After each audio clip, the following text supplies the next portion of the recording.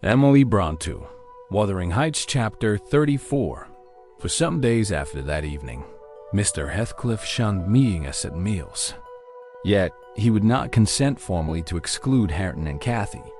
He had an aversion to yielding so completely to his feelings, choosing rather to absent himself. And eating once in 24 hours seemed sufficient sustenance for him. One night, after the family were in bed, I heard him go downstairs and out at the front door. I did not hear him re-enter, and in the morning, I found he was still away. We were in April then. The weather was sweet and warm, the grass as green as showers and sun could make it, and the two dwarf apple trees near the southern wall in full bloom.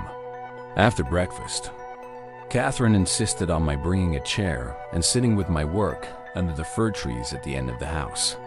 And she beguiled Hareton, who had perfectly recovered from his accident, to dig and arrange her little garden, which was shifted to that corner by the influence of Joseph's complaints. I was comfortably reveling in the spring fragrance around and the beautiful soft blue overhead, when my young lady, who had run down near the gate to procure some primrose roots for a border, returned only half laden and informed us that Mr. Heathcliff was coming in. "And he spoke to me," she added, with a perplexed countenance. "What did he say?" asked Hareton. "He told me to be gone as fast as I could," she answered. But he looked so different from his usual look that I stopped a moment to stare at him. "How?" he inquired. "Why, almost bright and cheerful." "No, almost nothing, very much excited and wild and glad," she replied. "Night walking amuses him then," I remarked, affecting a careless manner, in reality as surprised as she was and anxious to ascertain the truth of her statement. For to see the master looking glad would not be an everyday spectacle. I framed an excuse to go in. Heathcliff stood at the open door. He was pale and he trembled. Yet, certainly, he had a strange, joyful glitter in his eyes that altered the aspect of his whole face. "Will you have some breakfast?" I said. "You must be hungry, rambling about all night." I wanted to discover where he had been, but I did not like to ask directly. "No, I'm not hungry," he answered, averting his head and speaking rather contemptuously, as if he guessed I was trying to divine the occasion of his good humor. I felt perplexed. I didn't know whether it were not a proper opportunity to offer a bit of admonition. "I don't think it right to wander out of doors," I observed, "instead of being in bed. It is not wise, at any rate this moist season. I dare say you'll catch a bad cold or a fever. You have something the matter with you now." "Nothing but what I can bear," he replied. "And with the greatest pleasure, provided you'll leave me alone. Get in and don't annoy me." I obeyed, and, in passing, I noticed he breathed as fast as a cat. "Yes," I reflected to myself, "we shall have a fit of illness. I cannot conceive what he has been doing." That noon he sat down to dinner with us and received a heaped-up plate from my hands, as if he intended to make amends for previous fasting. "I've neither cold nor fever, Nellie," he remarked in allusion to my morning speech, "and I'm ready to do justice to the food you give me." He took his knife and fork and was going to commence eating when the inclination appeared to become suddenly extinct. He laid them on the table, looked eagerly towards the window, then rose and went out. We saw him walking to and fro in the garden while we concluded our meal, and Earnshaw said he'd go and ask why he would not dine. He thought we had grieved him some way. "Well, is he coming?" cried Catherine when her cousin returned. "Nay," he answered, "but he's not angry. He seemed rarely pleased indeed. Only I made him impatient by speaking to him twice. And then he bid me be off to you. He wondered how I could want the company of anybody else. I set his plate to keep warm on the fender. And after an hour or two he re-entered, when the room was clear, in no degree calmer. The same unnatural appearance of joy under his black brows. The same bloodless hue, and his teeth visible, now and then, in a kind of smile. His frame shivering, not as one shivers with chill or weakness, but as a tight-stretched cord vibrates, a strong thrilling, rather than trembling. I will ask, what is the matter? I thought, or who should? And I exclaimed, have you heard any good news, Mr. Heathcliff? You look uncommonly animated. Where should good news come from to me? He said, I'm animated with hunger, and seemingly, I must not eat. Your dinner is here, I returned. Why won't you get it? I don't want it now, he muttered, hastily. I'll wait till supper. And, Nellie, once for all, let me beg you to warn Hareton and the other away from me. I wish to be troubled by nobody. I wish to have this place to myself. Is there some new reason for this banishment? I inquired. Tell me why you are so queer, Mr. Heathcliff. Where were you last night? I'm not putting the question through idle curiosity, but you are putting the question through very idle curiosity, he interrupted with a laugh. Yet I'll answer it. Last night I was on the threshold of hell. Today I am within sight of my heaven. I have my eyes on it, hardly 3 feet to sever me. And now you'd better go. You'll neither see nor hear anything to frighten you if you refrain from prying. Having swept the hearth and wiped the table, I departed, more perplexed than ever. He did not quit the house again that afternoon, and no one intruded on his solitude. Till, at 8 o'clock, I deemed it proper, though unsummoned, to carry a candle and his supper to him. He was leaning against the ledge of an open lattice, but not looking out. His face was turned to the interior gloom. The fire had smoldered to ashes. The room was filled with the damp, mild air of the cloudy evening, and so still that not only the murmur of the beck-down Gimmerton was distinguishable, but its ripples and its gurgling over the pebbles or through the large stones which it could not cover. I uttered an ejaculation of discontent at seeing the dismal grate, and commenced shutting the casements, one after another, till I came to his. Must I close this? I asked, in order to rouse him, for he would not stir. The light flashed on his features as I spoke. Oh, Mr. Lockwood, I cannot express what a terrible start I got by the momentary view. Those deep black eyes, that smile and ghastly paleness. It appeared to me not Mr. Heathcliff, but a goblin. And in my terror, I let the candle bend towards the wall, and it left me in darkness. Yes, close it, he replied, in his familiar voice. There, that is pure awkwardness. Why did you hold the candle horizontally? Be quick, and bring another. I hurried out in a foolish state of dread, and said to Joseph, the master wishes you to take him a light and rekindle the fire, for I dared not go in myself again just then. Joseph rattled some fire into the shovel and went, but he brought it back immediately with the supper tray in his other hand, explaining that Mr. Heathcliff was going to bed, and he wanted nothing to eat till morning. We heard him mount the stairs directly.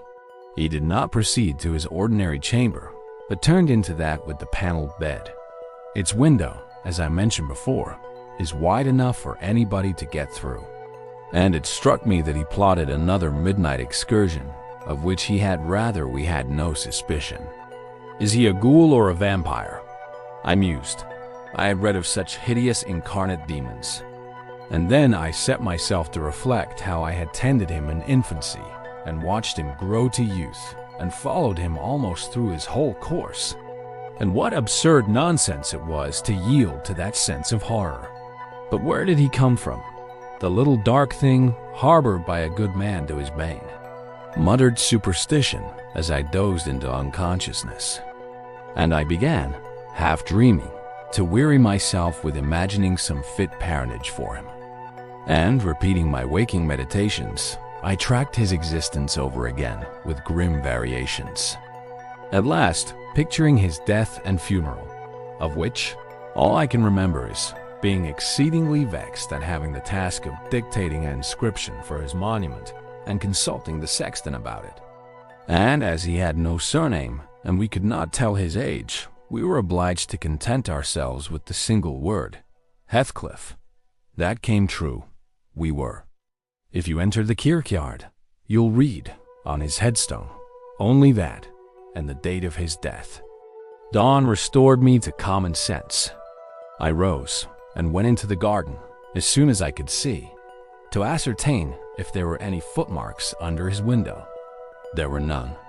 He has stayed at home, I thought, and he'll be all right today. I prepared breakfast for the household, as was my usual custom, but told Hareton and Catherine to get theirs ere the master came down, for he lay late.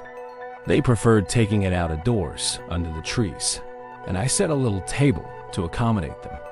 On my re-entrance, I found Mr. Heathcliff below. He and Joseph were conversing about some farming business. He gave clear, minute directions concerning the matter discussed, but he spoke rapidly and turned his head continually aside and had the same excited expression, even more exaggerated. When Joseph quitted the room, he took his seat in the place he generally chose, and I put a basin of coffee before him. He drew it nearer and then rested his arms on the table and looked at the opposite wall, as I supposed, surveying one particular portion up and down, with glittering, restless eyes and with such eager interest that he stopped breathing during half a minute together. "Come now," I exclaimed, pushing some bread against his hand. "Eat and drink that. While it is hot, it has been waiting near an hour." He didn't notice me, and yet he smiled. I'd rather have seen him gnash his teeth than smile so. "Mr. Heathcliff." "Master," I cried, "don't, for God's sake, stare as if you saw an unearthly vision. Don't, for God's sake, shout so loud," he replied. "Turn round and tell me, are we by ourselves?" "Of course," was my answer. "Of course we are." Still, I involuntarily obeyed him as if I was not quite sure. With a sweep of his hand, he cleared a vacant space in front among the breakfast things and leant forward to gaze more at his ease. Now, I perceived he was not looking at the wall, for when I regarded him alone, it seemed exactly that he gazed at something within 2 yards distance.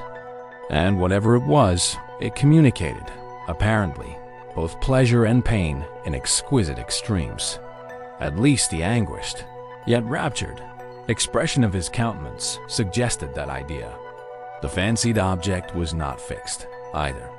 His eyes pursued it with unwearied diligence, and, even in speaking to me, were never weaned away. I vainly reminded him of his protracted abstinence from food. If he stirred to touch anything in compliance with my entreaties, if he stretched his hand out to get a piece of bread, his fingers clenched before they reached it and remained on the table, forgetful of their aim. I sat, a model of patience, trying to attract his absorbed attention from its engrossing speculation, till he grew irritable and got up, asking why I would not allow him to have his own time in taking his meals, and saying that on the next occasion I needn't wait. I might set the things down and go. Having uttered these words, he left the house, slowly sauntered down the garden path, and disappeared through the gate. The hours crept anxiously by. Another evening came. I did not retire to rest till late, and when I did, I could not sleep. He returned after midnight, and, instead of going to bed, shut himself into the room beneath. I listened and tossed about, and finally dressed and descended. It was too irksome to lie there, harassing my brain with 100 idle misgivings. I distinguished Mr. Heathcliff's step, restlessly measuring the floor, and he frequently broke the silence by a deep inspiration, resembling a groan. He muttered detached words also. The only one I could catch was the name of Catherine, coupled with some wild term of endearment or suffering, and spoken as one would speak to a person present, low and earnest, and wrung from the depth of his soul. I had not courage to walk straight into the apartment, but I desired to divert him from his reverie, and therefore fell foul of the kitchen fire, stirred it, and began to scrape the cinders. It drew him forth sooner than I expected. He opened the door immediately and said, "Nellie, come here. Is it morning? Come in with your light." "It is striking 4, I answered. "You want a candle to take upstairs. You might have lit one at this fire." "No, I don't wish to go upstairs," he said. "Come in and kindle me a fire, and do anything there is to do about the room. I must blow the coals red first." "Before I can carry any," I replied, getting a chair and the bellows. He roamed to and fro, meantime, in a state approaching distraction, his heavy sighs succeeding each other so thick as to leave no space for common breathing between. "When day breaks, I'll send for Green," he said. "I wish to make some legal inquiries of him while I can bestow a thought on those matters, and while I can act calmly. I have not written my will yet, and how to leave my property I cannot determine. I wish I could annihilate it from the face of the earth." "I would not talk so, Mr. Heathcliff," I interposed. "Let your will be a while. You'll be spared to repent of your many injustices yet. I never expected that your nerves would be disordered. They are, at present, marvelously so, however, and almost entirely through your own fault. The way you've passed these 3 last days might knock up a Titan. Do take some food and some repose. You need only look at yourself in a glass to see how you require both. Your cheeks are hollow and your eyes bloodshot, like a person starving with hunger and going blind with loss of sleep." "It is not my fault that I cannot eat or rest," he replied. "I assure you it is through no settled designs. I'll do both, as soon as I possibly can. But you might as well bid a man struggling in the water rest within arm's length of the shore. I must reach it first, and then I'll rest. Well, never mind, Mr. Green. As to repenting of my injustices, I've done no injustice, and I repent of nothing. I'm too happy, and yet I'm not happy enough. My soul's bliss kills my body, but does not satisfy itself." "Happy, master?" I cried. "Strange happiness. If you would hear me without being angry, I might offer some advice that would make you happier." "What is that?" he asked. "Give it." "You are aware, Mr. Heathcliff," I said, "that from the time you were 13 years old, you have lived a selfish, unchristian life, and probably hardly had a Bible in your hands during all that period. You must have forgotten the contents of the book, and you may not have space to search it now. Could it be hurtful to send for some minister of any denomination, it does not matter which, to explain it and show you how very far you have erred from its precepts, and how unfit you will be for its heaven unless a change takes place before you die?" "I'm rather obliged than angry, Nellie," he said, "for you remind me of the manner in which I desire to be buried. It is to be carried to the churchyard in the evening. You and Hareton may, if you please, accompany me, and mind, particularly, to notice that the sexton obeys my directions concerning the 2 coffins. No minister need come, nor need anything be said over me. I tell you, I have nearly attained my heaven, and that of others is altogether unvalued and uncoveted by me. And supposing you persevered in your obstinate fast and died by that means, and they refused to bury you in the precincts of the kirk," I said, shocked at his godless indifference. "How would you like it?" "They won't do that," he replied. "If they did, you must have me removed secretly, and if you neglect it, you shall prove, practically, that the dead are not annihilated." As soon as he heard the other members of the family stirring, he retired to his den, and I breathed freer. But in the afternoon, while Joseph and Hareton were at their work, he came into the kitchen again, and, with a wild look, bid me come and sit in the house. He wanted somebody with him. I declined, telling him plainly that his strange talk and manner frightened me, and I had neither the nerve nor the will to be his companion alone. "I believe you think me a fiend," he said, with his dismal laugh. "Something too horrible to live under a decent roof." Then turning to Catherine, who was there, and who drew behind me at his approach, he added, half sneeringly, "Will you come, Chuck? I'll not hurt you. No. To you I've made myself worse than the devil. Well, there is one who won't shrink from my company. By God, she's relentless. Oh, damn it. It's unutterably too much for flesh and blood to bear, even mine." He solicited the society of no one more. At dusk he went into his chamber. Through the whole night, and far into the morning, we heard him groaning and murmuring to himself. Hareton was anxious to enter, but I bid him fetch Mr. Kenneth, and he should go in and see him. When he came and I requested admittance and tried to open the door, I found it locked. And Heathcliff bid us be damned. He was better and would be left alone. So the doctor went away. The following evening was very wet. Indeed, it poured down till day dawn. And as I took my morning walk round the house, I observed the master's window swinging open and the rain driving straight in. He cannot be in bed, I thought. Those showers would drench him through. He must either be up or out. But I'll make no more ado. I'll go boldly and look. Having succeeded in obtaining entrance with another key, I ran to unclose the panels, for the chamber was vacant.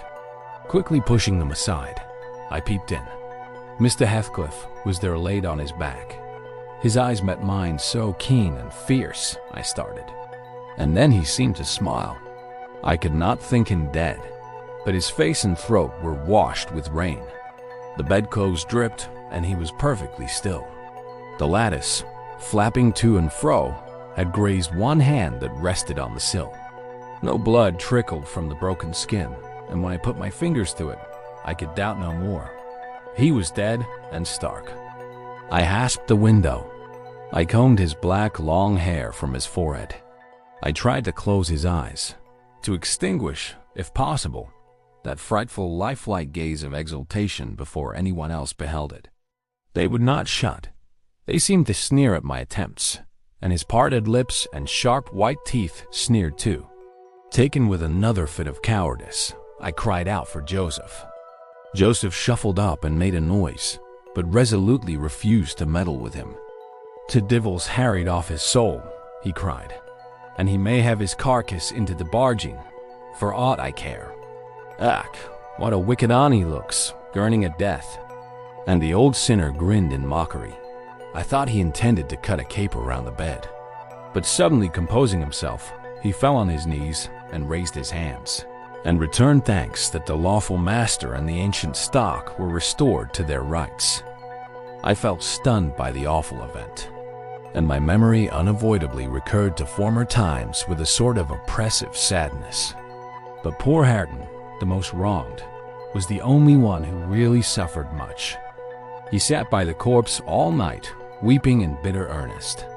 He pressed its hand and kissed the sarcastic, savage face that everyone else shrank from contemplating, and bemoaned him with that strong grief which springs naturally from a generous heart, though it be tough as tempered steel.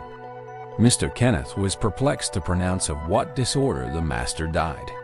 I concealed the fact of his having swallowed nothing for 4 days, fearing it might lead to trouble, and then, I am persuaded, he did not abstain on purpose. It was the consequence of his strange illness, not the cause. We buried him, to the scandal of the whole neighborhood, as he wished. Earnshaw and I, the sexton, and 6 men to carry the coffin, comprehended the whole attendance. The 6 men departed when they had let it down into the grave. We stayed to see it covered. Hareton, with a streaming face, dug green sods and laid them over the brown mold himself. At present, it is as smooth and verdant as its companion mounds, and I hope its tenant sleeps as soundly. But the country folks, if you ask them, would swear on the Bible that he walks. There are those who speak to having met him near the church and on the moor, and even within this house. Idle tales, you'll say, and so say I, yet that old man by the kitchen fire affirms he has seen 2 on and looking out of his chamber window on every rainy night since his death. And an odd thing happened to me about a month ago.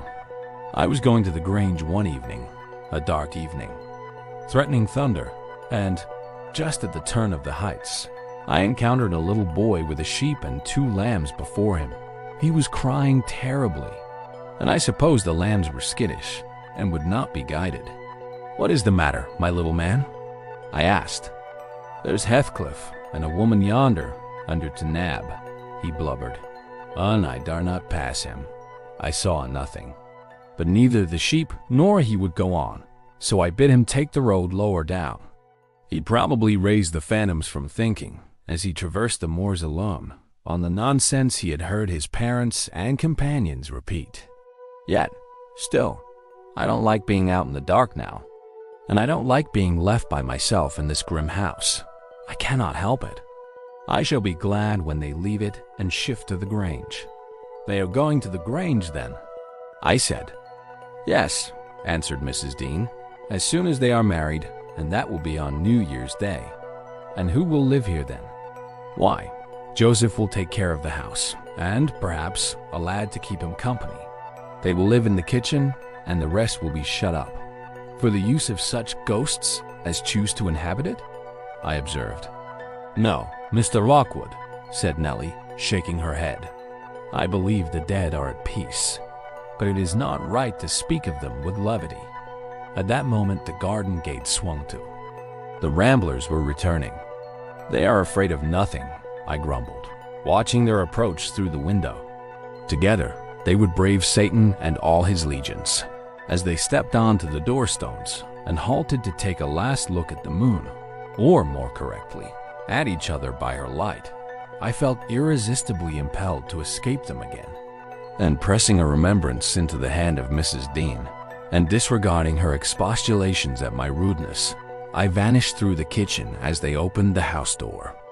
And so should have confirmed Joseph in his opinion of his fellow servants' gay indiscretions, had he not fortunately recognized me for a respectable character by the sweet ring of a sovereign at his feet. My walk home was lengthened by a diversion in the direction of the kirk. When beneath its walls, I perceived decay had made progress, even in 7 months. Many a window showed black gaps deprived of glass, and slates jutted off here and there beyond the right line of the roof to be gradually worked off in coming autumn storms. I sought, and soon discovered, the 3 headstones on the slope next the moor, the middle one gray, and half buried in heath. Edgar Linton's only harmonized by the turf and moss creeping up its foot. Heathcliff still bare. I lingered round them, under that benign sky, watched the moths fluttering among the heath and harebells, listened to the soft wind breathing through the grass, and wondered how anyone could ever imagine unquiet slumbers for the sleepers in that quiet earth.